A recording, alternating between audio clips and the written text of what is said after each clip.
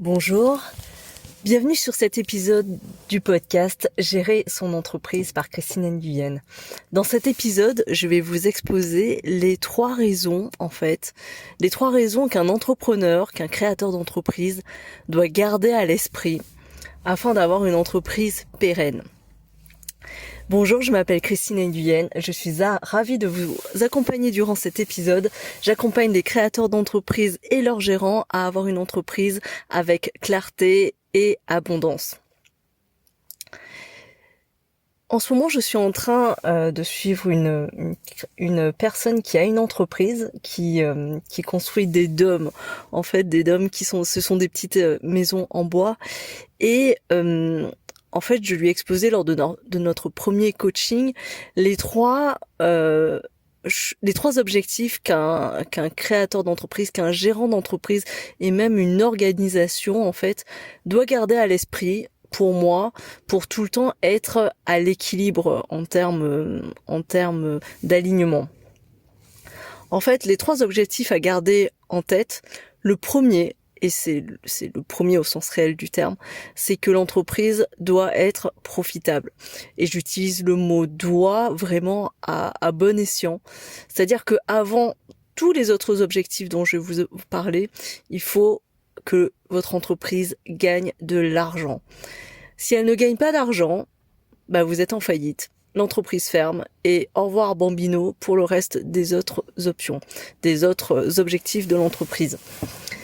En fait, ça veut dire, j'essaie de vous enlever de deux écueils, en fait. Le premier écueil, c'est de si vous êtes solopreneur, de vous sacrifier, en fait, à destination de vos clients, de rogner votre marge, en fait, ou de faire des tarifs trop bas, en vous disant que c'est une manière de rendre service, d'aider votre client, ou parce que vous pensez qu'il n'a pas les moyens, sinon, de s'offrir vos services. Mais vous avez un premier écueil qui est d'abord que vous ne vous payez pas à votre juste valeur et ensuite que vous ne gagnez pas assez d'argent. Et du coup, si vous ne gagnez pas assez d'argent, à un moment, vous ne serez plus rentable et vous serez à un moment obligé de fermer votre entreprise et peut-être de retourner au salariat. Donc ça, on ne veut pas ça pour vous, évidemment. Donc c'est vraiment quelque chose qui n'est pas intuitif lorsque on n'a pas été salarié dans une précédente entreprise ou lorsqu'on n'a pas ce mindset qui est un peu particulier, mais c'est fondamental en fait de garder à l'esprit que vous êtes là pour gagner de l'argent. Et je sais à quel point c'est difficile et qu'il y a de l'auto-sabotage parce qu'il y a toujours des croyances un peu négatives concernant l'argent. Et un peu binaire en se disant je suis quelqu'un de bien, je travaille pour rien et je donne pour rien, je m'investis pour rien, je suis là pour contribuer tout court, mais vous êtes là également pour gagner de l'argent. Et votre indicateur pour voir si vous avez un blocage dessus, c'est est-ce que vous arrivez à le dire à voix haute et à le présenter comme ça à vos amis. Est-ce que vous pouvez dire moi Christine Nguyen, je suis là pour créer une entreprise, gérer l'abondance et gagner de l'argent à la hauteur de ce que j'espère et de ce que je vaux et de mon investissement en temps et en activité.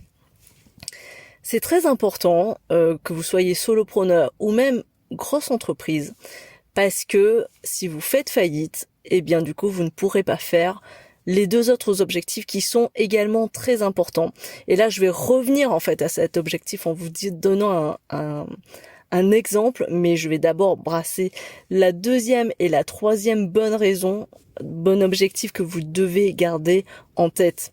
Le second objectif qu'il faut garder en tête, c'est qu'une entreprise, elle est là pour contribuer socialement.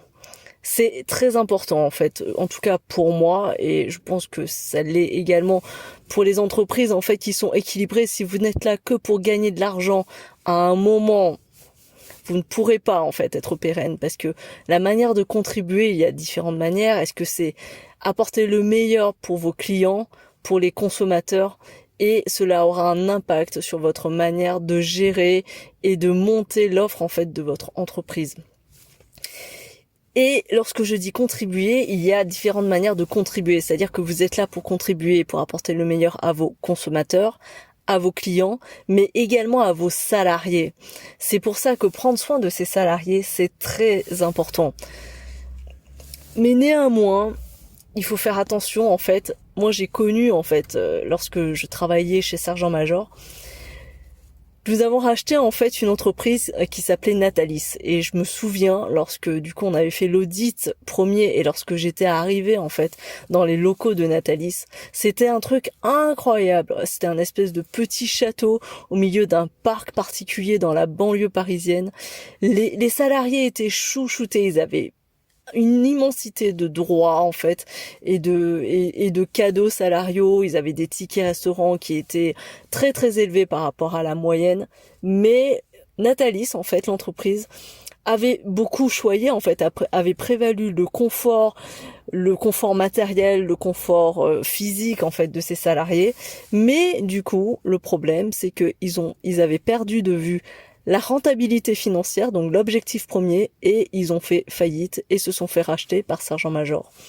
Et ça, c'est une des pires choses que vous puissiez faire à vos salariés, car c'est vraiment un double traumatisme. C'est-à-dire que premièrement, ils perdent en fait des avantages qui sont au-dessus du marché, donc ils vont avoir beaucoup de mal à retrouver.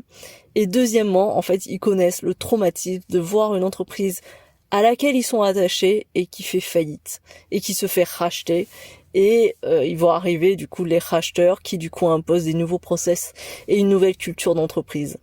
Donc si vous voulez faire le bien et donner le meilleur à vos salariés, il faut toujours garder en équilibre, en fond de pensée, que vous devez également être rentable et que votre devoir envers votre salarié, c'est également d'être rentable. Donc premier objectif en fait à garder en tête pour une entreprise, être rentable, gagner de l'argent, ne pas faire faillite. Deuxième objectif, contribuer à travers ses clients en proposant des offres vraiment de qualité à travers les consommateurs, à travers ses salariés en prenant soin d'eux. Et troisième équilibre en fait, troisième objectif à garder en tête, c'est qu'il faut également contribuer à la hauteur des deux précédents en fait. Il faut également prendre soin de vos investisseurs.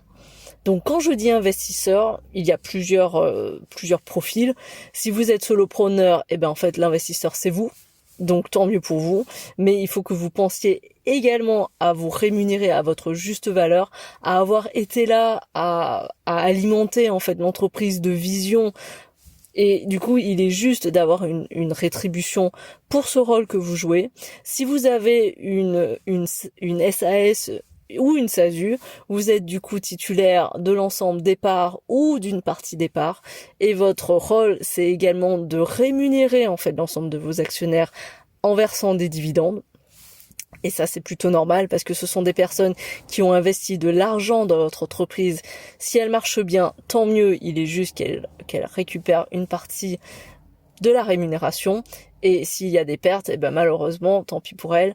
Mais il est juste en fait qu'il y ait une rétribution, qu'il y ait une juste rémunération en fait de l'implication des personnes au sens large du terme qui ont cru ou qui ont investi ou qui sont en fait au sein de votre projet. Donc voilà, c'était un épisode qui était important en fait pour moi, et je voulais vraiment vous délivrer en fait ma vision en fait de la contribution d'une entreprise, parce que je pense que souvent, et cela dépend en fait du moment où vous êtes de la création et de la maturité de votre entreprise, on oublie en fait souvent, ou on est plutôt focus sur une des trois thématiques. Et ce qui est important, c'est de penser aux trois. Parce qu'il est important d'avoir des investisseurs ou des business angels ou des gens en fait qui vous entourent, qui vous conseillent et qui investissent dans votre entreprise. C'est le point 3. Il est important également que votre entreprise soit à l'équilibre financier et qu'elle soit le plus profitable possible, le point 1, mais qu'il y ait un équilibre et qu'elle soit profitable, mais pour servir au mieux et pour donner le meilleur à vos salariés, à vos clients et à vos consommateurs. Donc c'est la fin de cet épisode de podcast, j'espère qu'il vous a été utile et que vous avez appris des choses. N'hésitez pas à le partager, c'est très important pour que mon message puisse être entendu le plus loin possible et pour qu'il soit utile au plus de de créateurs et de gérants d'entreprises et d'entreprises tout court. J'ai créé également une masterclass dont je vais vous mettre le lien dans le cœur de cette en fait, je vais vous mettre le lien dans le Word d'accompagnement de ce podcast. N'hésitez pas à le regarder, il est très important. Je vous délivre 5 conseils et 5 erreurs en fait que des créateurs d'entreprises ou des dirigeants en fait font le plus souvent et qui font que la moitié des entreprises connaissent un taux de mortalité au bout de 5 ans. Donc c'est une masterclass qui est très courte, qui dure 15 minutes et qui vous donne en plus à la fin quel est l'outil ultime pour éviter ces erreurs. Donc c'est vraiment quelque chose d'important, qui a de la valeur, qui ne vous prendra pas beaucoup de temps mais qui peut vraiment changer votre manière de gérer votre business. Donc je vous encourage vraiment à regarder cette masterclass. Je vous remercie pour votre attention. Ce podcast a été enregistré durant un week-end alors que je suis à Quiberon, dans le golfe du Morbihan. C'est une région qui est absolument magnifique. Je vous encourage à la visiter. Je vous dis à très bientôt et rendez-vous dans mon groupe Facebook, sur ma chaîne YouTube, sur le podcast, et n'hésitez pas à prendre rendez-vous avec moi durant un entretien, un audit stratégique. Je vous mets le lien également sous la barre d'information. Vous pourrez du coup avoir de la clarté et avoir un rendez-vous avec moi directement pendant 30 minutes pour voir si au niveau de votre business, vous avez besoin d'accompagnement ou du plus de clarté possible. Je vous dis à très vite et à très bientôt dans le prochain podcast.